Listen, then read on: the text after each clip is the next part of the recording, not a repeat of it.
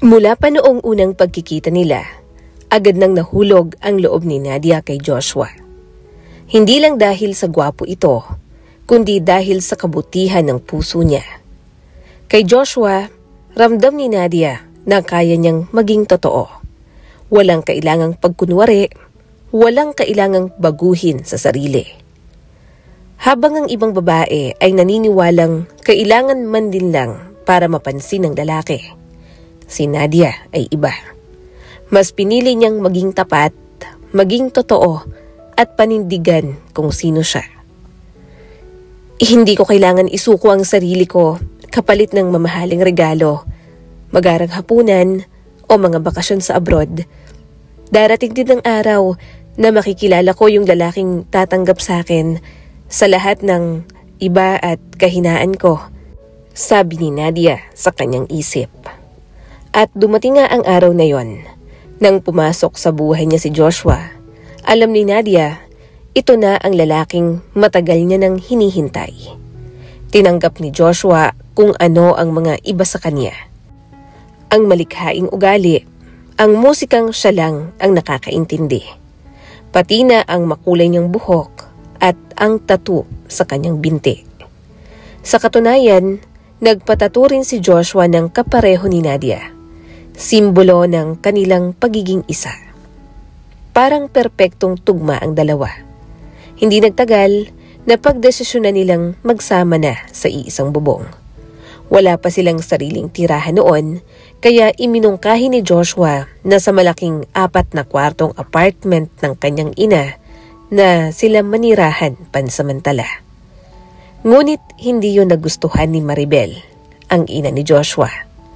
Mula pa lang sa unang pagkikita, ramdam na ni Nadia ang malamig na pagtingin ng ginang sa kanya. Sino ba ang gusto mong isama rito, Joshua? Abay, hindi pwedeng kung sino-sino lang. Mark my words, anak. Ang babaeng yan, balang araw, paaalisin tayo rito at aangkinin ang apartment na ito. Halos matigilan si Nadia sa narinig. Tila hinusgahan siya ng ginang base lang sa kanyang itsura. Ang kanyang kulay na buhok, ang tattoo sa binti, at ang pagiging isa niyang babae na lumaki sa ampunan mula pa sa probinsya. Tingnan mo nga ang buhok niya. At yung tattoo, hindi mo ba naisip na baka ex-convict yan? Patuloy pa ng ginang. Ma, ano po ba yan? Hindi naman po ganun si Nadia. Mabuting tao siya at pareho kaming may tattoo. Sabay kaming nagpatattoo. Singhal pa ni Joshua. Napasigaw na rin si Maribel. Ayan na nga bang sinasabi ko? Siya ang nagturo sa'yo niyan. Masama talagang impluwensya ng babaeng yan. Ngunit kahit anong paliwanag ni Joshua, sarado na ang isip ni Maribel. At si Nadia, bagaman nasaktan, pinilit ngumiti dahil para sa kanya, ang mahalaga ay naniniwala sa kanya si Joshua. Sa kabila ng matinding pagtutol ni Maribel, nanatiling matatag sina Joshua at Nadia sa kanilang pag-ibig. Hindi sila nagpatinag sa mga masasakit na salitang binitiwan ng ina ni Joshua. Matama na. Hindi ko na kayang pakinggan to.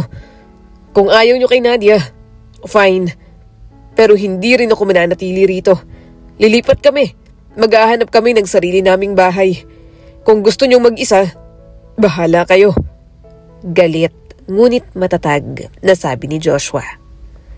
Lumabas siya ng apartment kasama si Nadia sa gitna ng mga sigaw ni Maribel na tila nagbabaga sa galit. Sa isip ng ginang, malinaw ang lahat. Si Nadia ang dahilan kung bakit lumalayo ang anak niya. Hindi niya makita ang kabutihan ng babae. Ang tanging nakikita niya ay panganib, panlilinlang, at galit na unti-unting kumukulong sa puso niya. Ayan, Joshua, lilinlangin ka ng babaeng yan. Sumisigaw si Maribel habang papalayo na ang anak. Maghihirap kayo! At pag nagkaproblema ka, wag ka nang babalik dito. Ngunit sa kabila ng lahat, pinili ni Joshua ang kalayaan. Nangupahan sila ni Nadia ng maliit na 1-bedroom apartment sa labas ng syudad. Walang marangyang kasangkapan, walang aircon, walang luho, pero puno ng tawa, musika at pag-ibig. Joshua, tingnan mo, na kaya nating mabuhay kahit tayo lang, di ba? Sabi ni Nadia habang masayang nagluluto. Niyakap naman siya ni Joshua mula sa likod. Masaya ako basta kasama kita. Kahit saan, kahit anong hirap. Ilang buwan pa ang lumipas at isang umaga, natuklasan ni Nadia ang isang bagay na babago sa takbo ng buhay nila. 2 ang guhit sa pregnancy test. Buntis siya. Joshua, magiging tatay ka na. Naiiyak at nanginginig sa tuwa na sabi ni Nadia. Hindi naman makapaniwala si Joshua na agad siyang niyakap. Talaga? Diyos ko, Nadia, magiging pamilya na tayo. Sa sobrang tuwa, agad siyang nag-propose. Walang engrandeng kasal, ilan lang ang dumalo, mga kaibigan at ilang kapitbahay. At gaya ng inaasahan, hindi sumipot si Maribel. Kasalan daw. Ano yan? Palabas ng mga patay gutom? May panlalait na sabi ni Maribel. Ngunit sa kabila ng mga paninira, masaya si Nadia. Lalo pa ng unang ultrasound nila. Hindi lang isa, kundi kambal ang dinadala niya. 2 sila, Joshua. 2. Mga anghel na ibinigay sa atin ng Diyos. Lumuluhang sabi ni Nadia. 2? Naku, magiging abala tayo niyan. Nakangiti, pero halatang kabado na sabi ni Joshua. Pero kakayanin natin to, mahal. Kakayanin natin para sa kanila. Naging inspirasyon ni Nadia ang pag-ibig niya sa magiging mga anak. Handa siyang ibigay ang buhay na hindi niya naranasan. Ang tahanang puno ng yakap, musika at tawa. Nagtatrabaho si Joshua sa opisina sa araw at nagpa-part-time naman na taxi driver sa gabi. Ginagawa niya ang lahat para masuportahan si Nadia, pati na rin ang kambal. Habang si Nadia naman, araw at gabi ang nag-aalaga sa mga bata. Ngunit habang lumalaki ang kambal, lumalaki rin ang pagod, ang gastos at ang pag-aalala. Joshua, hindi ko na alam kung kaya ko pa. Mag-isa lang ako buong araw. Pagod at halos maiyak na bulong ni Nadia. Sandali lang, mahal. Magtiis tayo ng kaunti. Bukas ng gabi, susubukan kong magpahinga. Pero kung gusto mo, siguro baka pwede kong kausapin si Mama. Malambing na sabi ni Joshua. Napaangat naman ng tingin si Maribel. Si Mama Maribel? Tahimik silang nagkatinginan. Pareho nilang alam kung gaano kabigat ang sugat na iniwan noon ni Maribel. Pero sa puntong yon, desperado na si Joshua. Umaasa siya na baka sa paglipas ng panahon, lumambot na ang puso ng kanyang ina. Hindi kumbinsido si Nadia sa ideyang lumapit muli kay Maribel. Sa puso niya, alam niyang hindi basta-bastang magbabago ang loob ng ginang. At nang bumalik si Joshua mula sa pagbisita sa kanyang ina, tuluyan nang napatunayan ni Nadia ang kanyang pangamba. Joshua, kumusta? Nakita mo siya? Nakinig ba siya sa'yo? Nag-aalalang tanong ni Nadia. Malungkot at halos walang lakas na sumagot si Joshua. Maikli lang ang usapan namin, Nadia. Sinabi ko ang totoo na nahihirapan tayo, na kailangan lang natin ng tulong kahit kaunti. Pero napayuko si Joshua, pilit pinipigilang umiyak.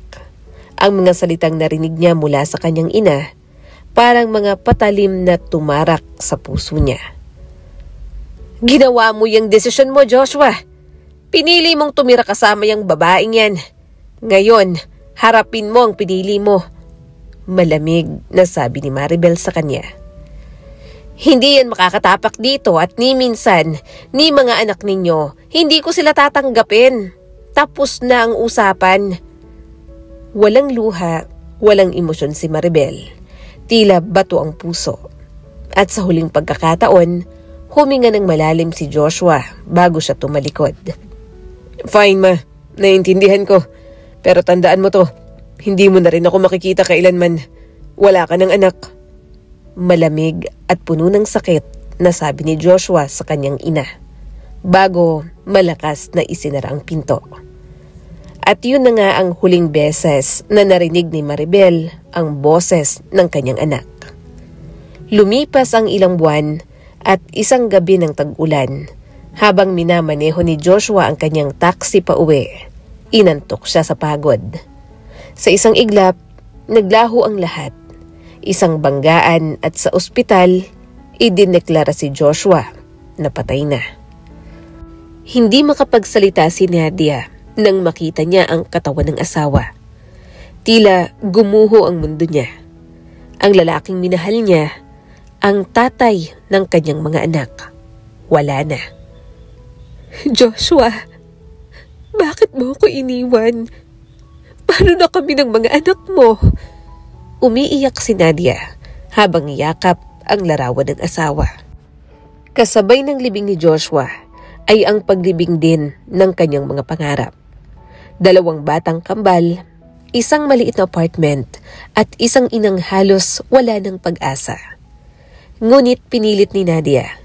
Pinilit niyang bumangon kahit hindi niya alam kung paano magsisimula.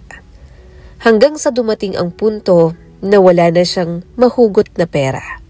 Wala ng gatas ang mga bata.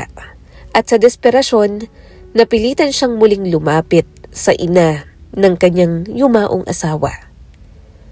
Oh, ikaw pala. Mapait at malamig na sabi ni Maribel. Ano? Nandito ka para manghingi ng tulong pagkatapos mong sirain ang buhay ng anak ko? Mama, kahit kaunting tulong lang po. Para sa mga apo nyo. Wala na po akong makain. Wala kaming matulugan. Umiiyak na sabi ni Nadia. Pero sumigaw si Maribel at puno ng galit. Walang apo-apo sa akin. Ikaw ang pumatay kay Joshua. Ikaw ang dahilan kung bakit siya nagkandara pa magtrabaho gabit araw. Ikaw ang sumira sa buhay niya. Kaya lumayas ka, umalis ka rito at huwag na huwag ka nang babalik. Parang tumigil ang mundo ni Nadia. Bawat salita ni Maribel ay parang latigong humahampas sa kanyang dibdib. Naramdaman niya ang apoy ng galit at panghihinayang. Pero higit sa lahat, ang kirot ng konsensya. Tahimik siyang naglakad pa uwi. Basang-basa sa ulan, bitbit ang 2 sanggol. Habang ang luha niya ay humahalo sa patak ng ulan. Sa bawat hakbang, naririnig pa rin niya ang tinig ni Maribel. Malupit, mapanumbat, ngunit totoo. Sa parte ng kanyang puso, may tanong siyang hindi niya matakasan. Kasalanan ko ba talaga? Kung hindi ko siya sinama, buhay pa kaya siya ngayon? Tanong ni Nadia sa sarili. Ang tanong na yon ang tuluyang gumising sa gabi-gabi niyang bangungot. At sa katahimikan ng dilim, nagsimulang lamunin ng guilt at kalungkutan ang natitirang lakas ni Nadia. Araw-araw, tila wala ng kulay ang mundo. Tanging iyak ng kambal at katahimikan ng gabi ang saksi sa unti-unti niyang pagguho. Ngunit minsan, sa mga oras na pinakamasakit, doon din dumarating ang mga hindi inaasahang pagkakataon. Isang hapon, habang naglalakad pa uwi si Nadia galing palengke, napansin niyang may grupo ng mga kabataang lalaki na binubugbog ang isang matandang lalaki sa kanto. Tulong! Tulong! May inaaway na matanda! Sigaw ni Nadia habang nanginginig ang boses. Nagtakbuhan ng mga tao. Agad na lumapit ang ilang lalaki mula sa tindahan, kaya nagsitakbuhan ang mga salarin. Nilapitan ni Nadia ang matanda, duguan at hirap huminga. Tay, ayos lang po ba kayo? Bakit nila kayo ginaganyan? Nag-aalalang tanong ni Nadia. Mga lasing, nag-iingay at nagsisigawan, nagbabasag ng bote. Sinabihan ko lang na tumigil. Abay nagalit at ayan tuloy. Mahinang paliwanag ng matandang lalaki. Nakita ni Nadia na tila hindi maganda ang lagay ng matanda. Kaya hindi siya nagdalawang isip. Tinulungan niya itong tumayo at isinakay sa tricycle papunta sa ospital. Habang nasa biyahe, nagkausap silang dalawa. Doon niya unang nakilala si Tatay Ben. Isang retiradong guro na matagal nang namumuhay mag-isa. Matagal nang wala ang anak kong babae. Siya lang ang pamilya ko. Malungkot ngunit kalmado na sabi ni Tatay Ben. Simula noon, ako na lang mag-isa. Mahina na rin kasi ako. Puso, tuhod, lahat parang bumibigay. Pasensya na po, Tay. Ang hirap sigurong mabuhay mag-isa. Puno ng simpatya na sabi ni Nadia. Ngumiti ng bahagya ang matanda. Ganun talaga. Pero siguro may dahilan kung bakit tayo nagkita, iha. Pagkatapos ma-check up sa ospital, sabay silang umuwi. At doon, sa tapat ng lumang bahay ni Tatay Ben, bigla nitong inalok kay Nadia ang isang bagay na hindi niya inaasahan. Nadia, tulungan na lang natin ang isa't isa. Ako, hirap na ako mamalengke at kumilos. Ikaw naman may mga anak na kailangang alagaan. Bakit hindi ka na lang tumira dito? Tulungan mo ako sa mga gawaing bahay at aalagaan ko naman ang mga bata. Mabait ang tinig na sabi ni Tatay Ben. Nagulat si Nadia. Tay, sigurado ho ba kayo? Hindi po ba ako istorbo? Istorbo? Abay, matagal na akong walang kasabay kumain. Nakangiting sabi ni Tatay Ben at nakatingin sa kanya. At gusto kong may tatawag ulit na lolo sa bahay na to. Naluha si Nadia sa kabaitan ng matanda. Sa unang pagkakataon, matapos ang lahat ng trahedya, may liwanag na muling pumasok sa kanyang puso. Kinabukasan, lumipat siya kasama ang kambal, sina Ellie at Brandon, sa tahanan ni Tatay Ben. Madalas ay nanghihina ang matanda pero pilit niyang ginagampanan ng papel ng isang tunay na lolo. Tinuruan niya si Nadia kung paano mag-budget, magluto ng simple ngunit masarap, at kung paano manatiling matatag sa gitna ng hirap. Aba, Ellie, Brandon, hali kayo rito. Si Lolo marunong pa rin maglaro ng habulan. Nakangiting sabi ni Tatay Ben habang nilalaro ang kambal. Tuwang-tuwa naman si Ellie. Lolo, bilisan mo, hahabulin ka namin. At sa tawa ng mga bata, muling nabuhay ang tahanang matagal ng tahimik. Para kay Nadia, si Tatay Ben ay hindi lang tagapagligtas. Isa siyang bagong simula. Isang simbolo ng pag-asang kaya pang bumangon kahit wasak na ang puso. Mabilis na lumipas ang isang taon. Unti-unti, lumaki sina Ellie at Brandon. Nagsimula ng mag-aral sa kindergarten. At si Nadia, sa tulong ng tiyaga at sipag ay nakahanap ng trabaho. Ngunit habang lumalakas ang mga bata, kabaliktaran naman ang nangyari kay Tatay Ben. Lalong humina ang kanyang katawan. Madalas ay nasa kama na lang siya at bihira nang lumabas ng silid. Isang hapon, habang dumidilim na ang langit, naramdaman ni Tatay Ben na kakaiba ang tibok ng kanyang puso. Mabigat ang kanyang paghinga, malamig ang kanyang mga palad. At sa mga sandaling yon, alam niya, malapit na ang kanyang katapusan. Ngunit may isang lihim siyang kailangang sabihin. Isang sikreto na matagal niya nang tinago at nais niyang ipaalam kay Nadia bago siya tuluyang mamaalam. Nadia, kailangan marinig mo to, anak. Nanghihinang sabi ni Tatay Ben.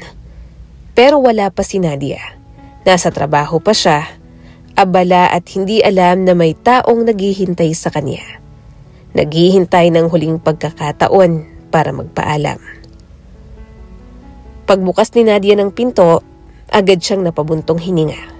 Grabe naman tong araw na to. Sinigawan na ako ng boss ko tapos overtime pa.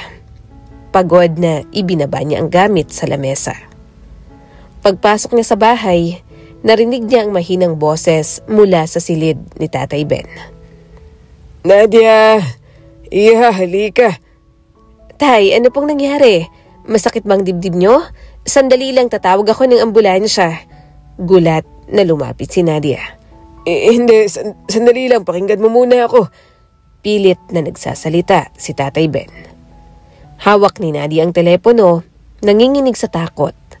Ngunit nang marinig niya ang tono ng matanda ay agad niyang ibinabayon.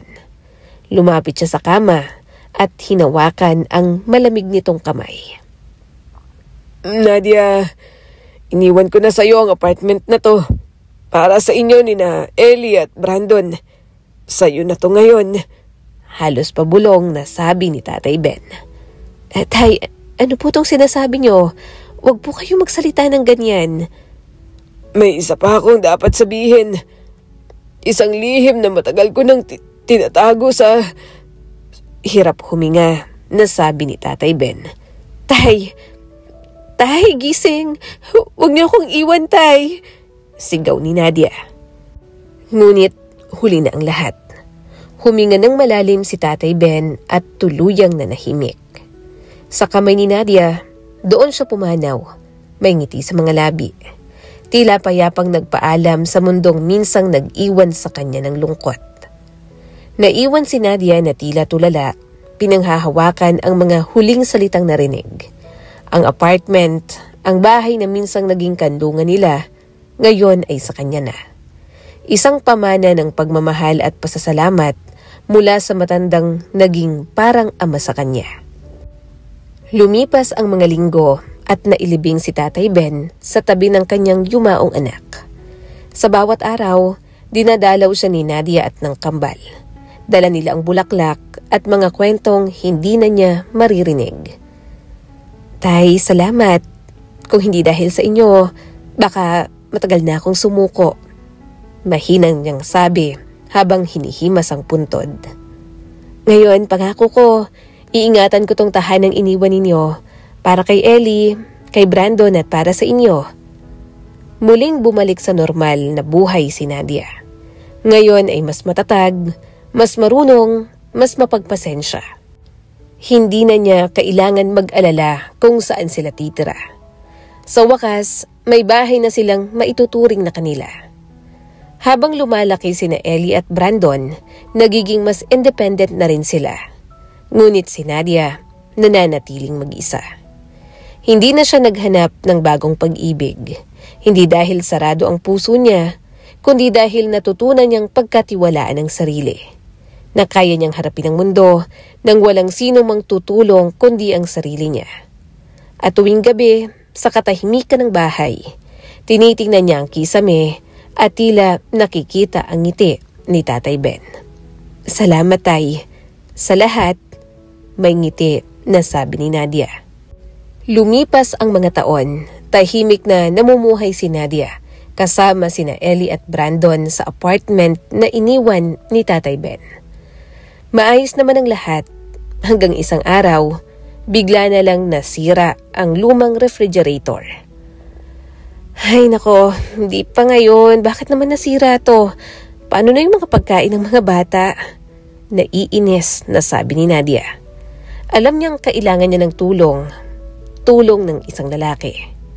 Pwede naman siyang tumawag ng repairman pero may naalala siya bigla. Si Steven, ang kasamahan niya sa trabaho. Isang tahimik pero maasikasong lalaki.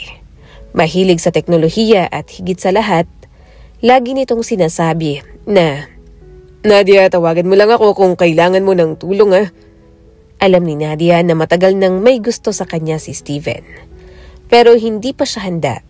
Hindi pa niya kayang pumasok sa isang seryosong relasyon. Lalo na't hindi niya alam kung paano nito tatanggapin ang kanyang mga anak. Ngunit sa pagkakataong ito, wala siyang choice. Kailangan niya ng tulong, kaya napagpasahan niyang subukan. Steven, ang bilis mo naman yata. Gulat na tanong ni Nadia. Kasi sabi mo kailangan mo ng tulong. Tsaka malapit lang naman ako. Nakangiting sabi ng binata. Halos hindi pa sila nag-uusap. Agad na lumapit si Steven sa refrigerator. Inusod niya ito, pinilit tanggalin ang likurang panel. Nadia, teka lang. Parang may kakaiba dito sa ref mo. Gulat na sabi ni Steven. Nag-aalalang lumapit si Nadia. Kakaiba? Paano kakaiba? Baka delikado yan Sira na talaga siguro yan. Kailangan ko na sigurong bumili ng bago. Hindi yun. Halika, tingnan mo. Umiiling na sabi ni Steven. Lumapit si Nadia at dahan-dahang sumilip sa likod ng panel. Sa liwanag ng flashlight ni Steven, kumislap ang kung anong metalikong bagay at nanlaki ang mga mata nilang pareho. Ano to? Nangangatog na tanong ni Nadia. Nakatago sa loob ng lumang refrigerator ang isang kayamanan, mga bungkus ng pera at ilang piraso ng gold bar. Diyos ko, Nadia, totoo ba to? Hindi makapaniwalang sabi ni Steven. Saan galing to? Hindi mo ba alam? Wala akong ideya. Pero sandali. Natigilan si Nadia. Bago pumano si Tatay Ben, may sinasabi siya. Sabi niya, may isa pa akong dapat sabihin tungkol sa... Tapos hindi niya na naituloy. Baka ito na yung gusto niyang ipaalam sa akin nun. Nagkatitigan silang dalawa. Kapwa hindi makapaniwala sa natuklasan. Tahimik si Steven sandali bago muling nagsalita. Ang dami nito, Nadia. Pero saan kaya kinuha ni Tatay Bento? Hindi naman siya mukhang mayaman. Ang simple nga lang ng bahay niya. Napaisip rin si Nadia. Hindi ko alam, pero minsan nabanggit niya, dati raw, nagtrabaho siya noon sa minahan ng ginto. Bago siya naging teacher. Hindi lang namin masyadong pinansin noon. Mula noon, nagbago ang lahat. Ang dating sirang refrigerator, naging simbolo ng bagong pag-asa. At ang kayamanang natuklasan nila, naging daan para tuluyan ng maayos ni Nadia ang kanyang buhay. Lumipas ang ilang buwan at habang si Nadia ay patuloy na nagtataguyod para sa mga anak, unti-unti na rin niyang pinayagan ang sarili na muling magmahal. Mommy, si Tito Steven, marunong magluto ng pancake? Masayang sabi ni Ellie. Tumawa naman si Steven. Naku mga bata, huwag niyong tawaging tito. Baka hindi ako makaligtas sa trabaho ni mami niyo. Mabilis na nagkaroon ng koneksyon sina Steven at ang mga bata. Tinuring sila na parang sariling anak, tinuruan, nilalaro, ginagabayan. At si Nadia sa unang pagkakataon matapos ang mahabang panahon, muling naramdaman ang saya ng kapanatagan at ng pagmamahal. Hindi nagtagal, tuluyan na niyang binuksan ang puso kay Steven. At sa tulong ng mana na ibinigay ni Tatay Ben, naitayo nila ang tahanang matagal niya ng pinangarap. Isang tahanang hindi lang puro alaala, kundi ng bagong simula. Makalipas ang ilang taon, tuluyan ang bumangon si Nadia mula sa hirap ng nakaraan. Kasama si Steven, nakabili sila ng malaking bahay. Isang tahanang puno ng tawanan, mga larawan ng pamilya at halakhak ng mga bata. Ngunit hindi lang yon ang bunga ng kanilang pagsisikap. Matapos gamitin ang parte ng mana ni Tatay Ben, nagpasya silang magtayo ng isang negosyo, isang children's cafe na kakaiba sa lahat. Hindi lang ito basta kainan ng masusustansyang pagkain at masarap na dessert. Ito rin ay naging lugar ng saya para sa mga bata at pahingahan ng mga ina. Dito, si Nadia mismo ang nag-organisa ng Young Moms Club, isang grupo kung saan pwedeng magbanding ang mga nanay kasama ang kanilang mga anak. Habang may mga animator at staff na nag-aalaga at nagpapasaya sa mga bata. Gusto kong maramdaman ng mga nanay yung hindi ko naranasan noon, masiglang sabi ni Nadia. Yung may sandaling makahinga, makapagkwentuhan, at maramdaman na hindi sila nag-iisa. Ngunit hindi doon nagtapos ang kanyang malasakit. Madalas pa rin bumabalik sa isip ni Nadia ang mga panahong mag-isa niyang inaalagaan ang kambal. Walang tulog, walang pahinga at walang kasangga. At mula roon, ipinanganak ang isa pang ideya. Nagtayo siya ng Evening Children's Group. Dito pwedeng iwan ng mga magulang ang kanilang anak sa loob ng ilang oras habang sila ay may lakad o trabaho sa gabi. Lahat ng ito, ginamit ni Nadia ang kanyang karanasan bilang ina, ang mga hirap, pagod at aral ng nakaraan para gawing inspirasyon sa iba. At syempre hindi siya nag-iisa. Nariyan si Steven, laging aktibo, laging handang tumulong. At unti-unting lumago ang negosyo. Mula sa simpleng cafe, naging private kindergarten. At kalaunan ay isang malaking family center kung saan lahat, bata, magulang, at lolo at lola ay may lugar. Habang pinagmamasdan ni Nadia ang mga lolo at lola na nagdadala ng kanilang mga apo, may kakaibang lungkot na dumaan sa kanyang puso. Ang saya nilang panoorin, sana lang naranasan din yun ni Ellie at Brandon, bulong niya sa isip. Lahat ng bagay sa buhay ni Nadia ay maayos na, maliban sa isang kakulangan. Wala pa ring mga lolo't lola ang kanyang mga anak. Matagal na niyang hindi nakita si Maribel, ang ina ni Joshua. Ang tanging alam niya, nagpakasal ito sa isang mas batang lalaki. Ngunit hindi na siya nagulat. Alam ni Nadia kung gaano kalaki ang pag-aalaga ni Maribel sa sarili, kung gaano ito kabatid sa estilo at kagandahan. At syempre, may pera at apartment pa rin ito. Isang kombinasyong siguradong magugustuhan ng kahit na sinong lalaki. Kaya nang minsan, habang naglalakad si Nadia pauwi mula sa cafe, hindi niya inaasahan ang tagpong babago ng kanyang araw. Hindi, imposible, bulong niya sa kanyang sarili. Ang babaeng yon, ang kanyang dating biyanan, si Maribel. Nang magtagpo ang kanilang mga mata sa gitna ng abalang kalsada, halos hindi makapaniwala si Nadia sa kanyang nakita. Ang dating mata pobre at maayos madamit na si Maribel, ngayon ay halos hindi na makilala. Ang kanyang buhok ay puti na, gusot ang damit at may pilat sa kaliwang pisngi. Ngunit ang pinakamasakit tingnan ay ang kanyang kanang braso, nakalaylay at hindi niya na maigalaw. Halata na siya ay naapektuhan ng stroke. Nadia, sabi ni Maribel, ikaw ba talaga yan? Dahan-dahang lumapit si Nadia, nakaramdam ng halo-halong emosyon. Gulat, awa at alaala ng mga panahong tinuligsa siya ng ginang. Ngunit sa oras na yon, wala nang galit. Tanging pagkahabag na lamang ang namayani sa puso niya. Ang laki ng pinagbago mo. Hindi ikaw yung dating babae na makulay ang buhok at may tato. Isa ka ng ganap na babae. At Nadia, iha, nagdadalang tao ka ba? Mahinang tanong ni Maribel. Ngumiti si Nadia. Opo, Mama Maribel, may darating na kaming bagong miyembro ng pamilya. At sina Ellie at Brandon nasa mabuting kalagayan. Masaya na kami ngayon, may sarili kaming tahanan at isang mabuting asawa. Tahimik si Maribel sa ilang sandali bago siya muling nagsalita. At ang bawat salita ay may kasamang luha at pagsisisi. Nadia anak, umiiyak na sabi ni Maribel. Patawarin mo ako, kasalanan ko ang lahat. Nasaktan ko kayo, sinira ko ang relasyon ko sa anak kong si Joshua. At sa mga apo kong hindi ko man lang nakilala. Napaka-selfish ko noon. At ngayon ako nang pinarurusahan ng Diyos. Nanginginig ang boses na sabi pa nito.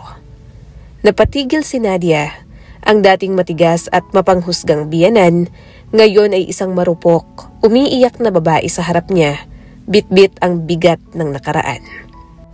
Ginawa kong may-ari ng apartment ang bata kong asawa. Pagkatapos nun ay nag-iba siya, nag-uwi ng ibang babae. Sinasaktan ako hanggang sa inatake ako sa puso at nagka-stroke. Wala akong pera, wala akong pamilya. Ako na lang ang naiwan. Naluha si Nadia. Sa halip na galit ay awa ang umapaw sa kanya. Wala na siyang galit na natira. Matagal niya nang pinatawad si Maribel. Mama Maribel, tapos na po yung nakaraan. Wala na akong hinanakit. Kung nasaan man si Joshua ngayon, alam ko na mas gusto niyang magkaayos po tayo. Niyaya niya si Maribel sa kanilang bahay. At nang makarating ito ron, halos hindi makapaniwala ang ginang. Isang maganda, maaliwalas at masayang tahanan ang bumungad sa kanya. Naroon sina Ellie at Brandon, masigla, magalang at puno ng buhay. Diyos ko, Brandon, kamukhang-kamukha ng anak kong si Joshua. Naiiyak na sabi ni Maribel. Lumuhod siya, niyakap ang mga bata ng mahigpit. Sa unay parang naiilang pa sila sa kanya, ngunit nang maramdaman nila ang init ng yakap ng matanda, unti-unti silang lumapit. Lola, di ka na po mawawala ah.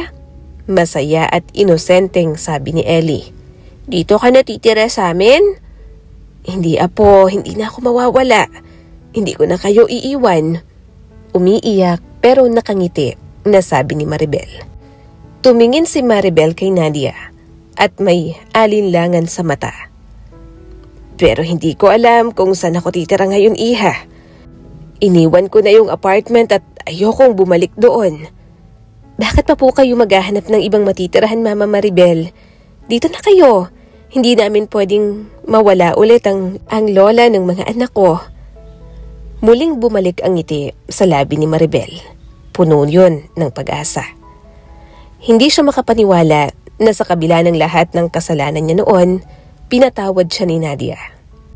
Makalipas ang isang buwan, tinulungan siya ni Steven at Nadia na paalisin ang kanyang dating asawa sa apartment.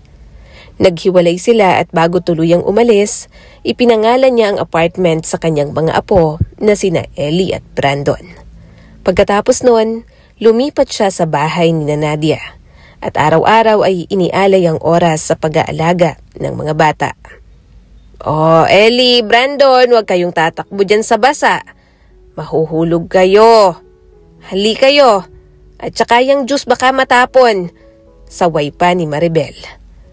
Ang mga halakhak ng mga apo, ang bawat lola na sigaw, ang yakap sa tuwing bumabalik si Nadia galing sa cafe. Yon ang unti-unting nagpapagaling kay Maribel.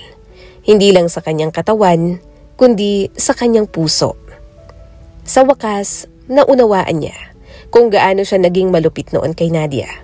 Ngayon, sa huling yugto ng kanyang buhay, natutunan niya ang tunay na kayamanan ay hindi ang pera, kundi ang mga taong handang magpatawad at magmahal muli. At sa gitna ng tawa at halakhak sa loob ng bahay, tumingala si Maribel at bumulong sa hangin. Joshua anak, salamat. Binigyan mo ako ng isa pang pagkakataon. Mahina at puno ng pasasalamat na sabi ni Maribel. At doon nagtapos ang kwento ni Nadia. Isang babae na minsay iniwan, nasaktan at pinagsarhan ng mundo. Ngunit piniling magmahal, magpatawad at muling bumuo ng tahanan.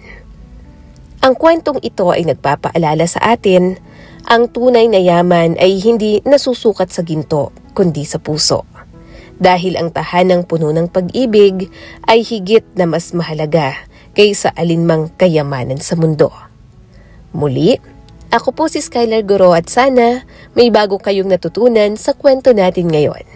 Maraming salamat po.